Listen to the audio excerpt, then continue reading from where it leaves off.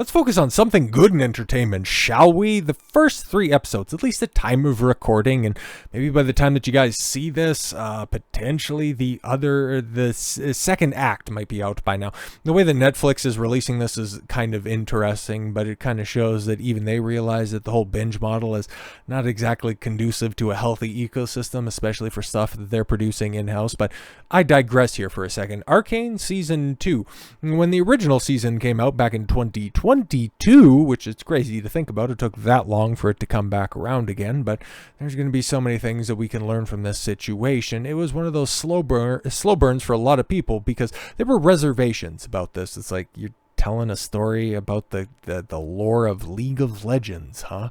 Way to strike while the iron is ice cold, a game that has already been out there in the world for over a decade, that has already amassed one of the most interesting fan bases around, telling a very convoluted story. How good could it ultimately be? And you got your two main characters with people already with the preconceived notions that, oh great, one has pink hair, one has blue hair, oh it's a lesbian too, great, what is this going to be? Completely and totally insufferable. Until people started to watch and it was like, god damn it, man, like that's one of the best things that I've seen in a very long time. I, for one, have not watched it yet, okay, and haven't watched season 2, haven't watched anything that's around it. Listened to a fair few reviews of it, and that's mostly how I consume a lot of the media that's out there in today's day and age. I might go back around and watch it, especially if season 2 lives up to expectations. And as it sits right now, I mean, like, we got Rotten Tomatoes pulled up right here, and I know it's like, it's Rotten Tomatoes, does it hold that much stock? So then I thought, okay, let's go and check IMDb, and yeah, there's quite a few reviews. 9.1, 9.1, 9.6 for the first 3 episodes that are out there, and yeah, okay, apparently it is living up to expectations. Yeah, it is delivering on the promise that was season 1. And well, here's the other thing too, because then you start to hear the granular, more personalized views, and well, I haven't, at least at time of recording. I've heard a couple of people give a few high-level reviews on it. I'm hearing that it's a bit of a step back from season 1, mostly because, well, they kind of learned, at least in the first 3 episodes, they learned the wrong lessons from the first wildly successful season, the one that has a lasting legacy, not realizing that, oh, okay, cool. The reason that, people came back around and the people that appreciated the original season of television were brought in by the characters, by the writing, by the plot, and the spectacle was simply ancillary. But again, this is another one of those situations because, okay, in the first 3 episodes, right, like I said, I haven't heard too many in-depth analyses, and I don't want to focus on that so much as, yeah, I've heard that there are big action set pieces in every one of the first 3 episodes, rather. If they're going to continue on that trajectory, it is, from what I'm hearing, taking away from the overall storytelling. The plot and the dialogue is a little bit more sloppy than it was in season 1, but overall, it's still good. There's a lot of promise there. They can definitely turn it around, or maybe it's building up to something better towards the conclusion of this story and of the entire series, because it's apparently a 2 and done. They're going to be telling other stories employing this beautiful style of animation because, bro, it's definitely groundbreaking. But here's the thing. People behind the scenes on this one, yeah, they took the wrong lessons from it. Okay, not realizing that people are more receptive to the storytelling as opposed to the spectacle.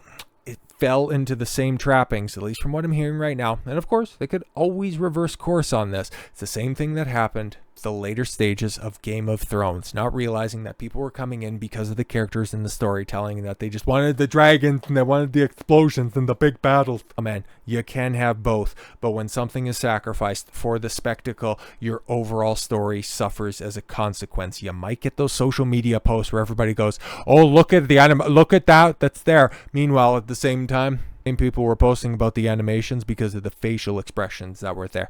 Like I said, I hadn't seen the show, but I know the wonder that is episode 3 of season 1 and those facial expressions that you couldn't even get out of most actors today right now. It's a special show to a lot of people that weren't even partial to League of Legends. And so for it to fall into the same trappings and potentially sacrifice what made it such a well-regarded show to begin with. It's a problem.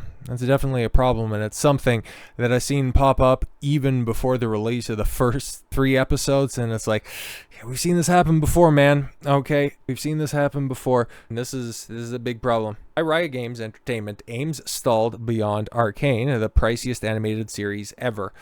Yeah, this is a problem, man, because when was the last time that we heard? Okay, we heard this enormous number for a singular project and went, how is this making any sense? Okay, the gaming industry giants, Hollywood goals, were stymied by an inexperience that led to $250 million spent on 18 episodes of the Netflix show.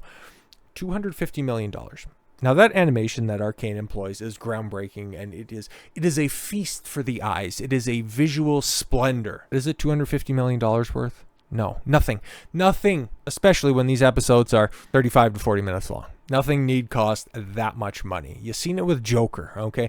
And Joker 2 specifically. I'm trying to think, it's like, okay, cool. It came out that, yeah, the budget for that was $250 million. So it's like, okay, potentially licensing music that didn't end up boring out because none of the music that they used in that movie was iconic or requiring of that. It was just simply stuffing the coffers of Todd Phillips, Joaquin Phoenix, and Lady Gaga. And that ended up as an over-bloated disaster that is going to be lost to the annals of time. And the only people that are going to remember that are the bankruptcy judges that are going to be presiding over the corpse of Warner Brothers in the very near future. But because Netflix ostensibly won the streaming war, they can throw around $250 million. They can get away with something like this. But it's not healthy for the overall state of the industry, bro. And for the long-term viability of Netflix, they better learn from these mistakes. Again, just as a refresher course, I'm not dunking on Arcane. I'm not talking about anything like that. I'm just saying nothing deserves to cost this much money. You've seen it in gaming time and time again. Even for something that is very good, even for a project that turns out to be spectacular, you end up having to sacrifice. You may not feel it the first time around, but in subsequent releases, they're going to eventually have to recoup some of those losses from beforehand. It's going to get to a situation where either the next release suffers, that innovation stagnates, or that it's just simply more of the same because the people liked it to begin with, and that we can't get too experimental and we can't risk any more of our money. There's so much money already out there that we can't innovate too far off of what people have come to expect beforehand. That's one problem. But then this one right here, unique to Netflix, how do you even recoup $250 million? And that's just the production side of things. When it comes to promotion, like this 3-week promotional tour that you got for the 3 different arcs releasing in subsequent weeks, how are you going to recoup the $300 million on this? Like, it's just impossible. And that's what I want to talk about. Anyways, when a TV series Arcane returns to Netflix on November 9th, it will be difficult to top its first season. In addition to collecting 4 Emmy Awards in 2022, very justified. I'm not too sure which awards they won, but I would imagine, not exactly charity honors, including Outstanding Animated Program. Yeah, justified. It was the #1 TV show in 85 countries served by the streaming service. Fantastic. Nevertheless, the second season has already been announced as the show's last, though it was initially budgeted for a 5-season arc. Really? Where have we heard that before? Andor. What's more, it's only TV or film content ever generated by Riot Games, the company, yes, that produced Arcane, despite the fact that the Los Angeles-based gaming powerhouse set an ambitious course roughly 5 years ago to expand further into scripted entertainment. Now, best known as the creator of League of Legends, a franchise from which Arcane is adapted, Riot hired multiple executives from top media companies with the understanding that they were building out into a full-fledged entertainment division to assemble a slate of live-action and animated TV and films based on Riot intellectual property. Then CEO Nicolas Laurent made his goal clear, going so far as to pledge in an interview that he was building an entertainment company for the 21st century. Oh no, he's building an entertainment company for the modern audience. Duck and cover, bro, no! But okay. Oh no, this came out in 2021. Yo, 3-year turnaround on this. I'm interested, right? Because I'm hearing good things, at least good things, if not great things, for the first 3 episodes come out. And of course, it could end up kind of like the first season, just taking off in quality and continuing to ramp up from here.